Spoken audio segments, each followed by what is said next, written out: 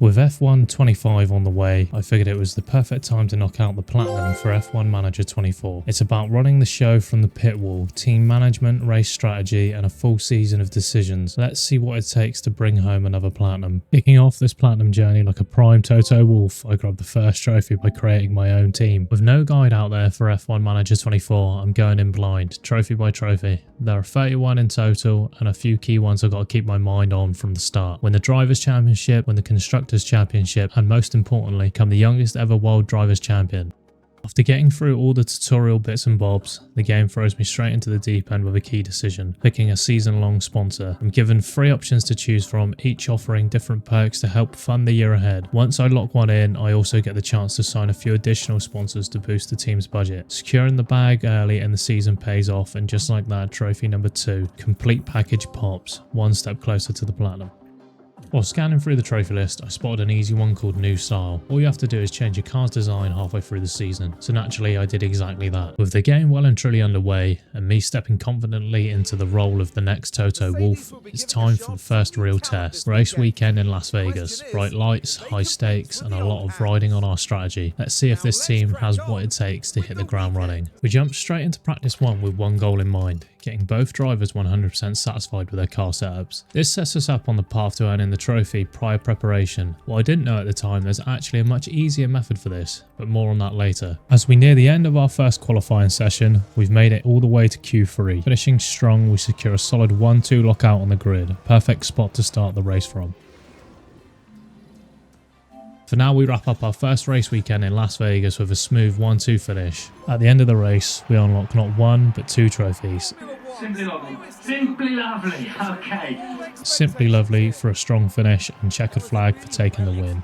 Great start to the season. Oh, and I almost forgot, we also picked up hammer time for setting the fastest lap during the race weekend. Fast forwarding to the end of race weekend 2 at Silverstone, we snagged another trophy right after the checkered flag. This one's called Grand Slam. For those of you who don't know, a Grand Slam in F1 means earning pole position in qualifying, setting the fastest lap during the race, leading every lap, and of course, winning the race itself. Perfect, dominant weekend that put us firmly in the hunt for the championship. Decided to take another look at the trophy list, hunting for any easy wins I might have missed. That's when I spotted one for the future. A simple one that requires signing or re-signing an affiliate driver. Like the prime Toto Wolff I am, with 2 race wins under my belt, I moved fast and offered a contract to Red Bull's affiliate driver. No messing about, I set an immediate deadline. This quick move earned me the trophy, no time, just sign. Back at the start of the season, I kicked off development on a new part for the car. Now that it's finally complete, we pick up Trophy 11, pen to paper, for developing and designing a new component. With the rear wing now built, it was only right to get that shiny new part installed. Doing so earned us Trophy 12, Flush Fitment, for fitting a newly developed part to the car. As team principal, part of the job means weighing in on next season's regulation changes. Mid-season, I was asked to cast my vote, and just like that, Trophy 13, Cast Your Stone, was unlocked. Following on with car development, I figured it was time to start thinking ahead, so I began researching a new part for next season, and in doing so unlocked Trophy 14, Future Planning. We're now at race 4 in Singapore, and I still hadn't managed to get both drivers to 100% satisfaction with their car setups. At this point, I was genuinely losing patience. No matter what I tried, I couldn't break past 97%. And for those of you who haven't tried this yet, the setup process is basically a mini game where you send drivers out with a configuration, they come back with feedback, and then you fine-tune it. The issue is finding the sweet spot ranges. Ranges get tighter and tighter with each run, and there's only so much time in a practice session. Eventually I gave in. I started looking online to see if I was just being thick. Turns out I wasn't. This trophy is actually way harder than it seems. That's when I stumbled across a forum post on PSN profiles titled 100% car setup help. Out of desperation I clicked, and shout out to Ruben2432, the legend who linked the setup calculator website. You plug in your driver's feedback and it gives you precise values to adjust. On my final attempt of that practice session, boom, perfect setup. Trophy 15, prior preparation, finally unlocked.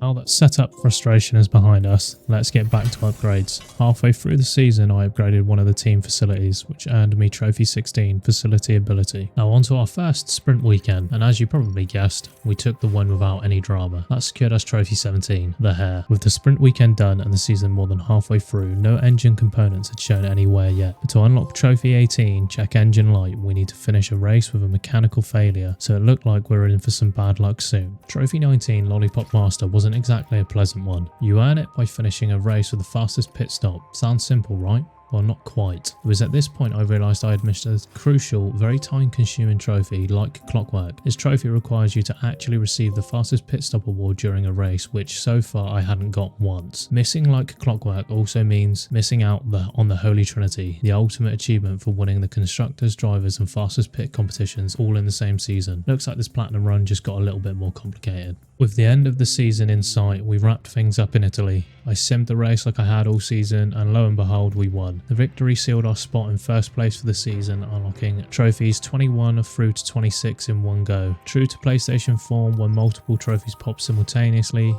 only one shows, but here's what we earned. Constructors Champion, Drivers Champion, first of many, the future is now, the rookies, and double digits.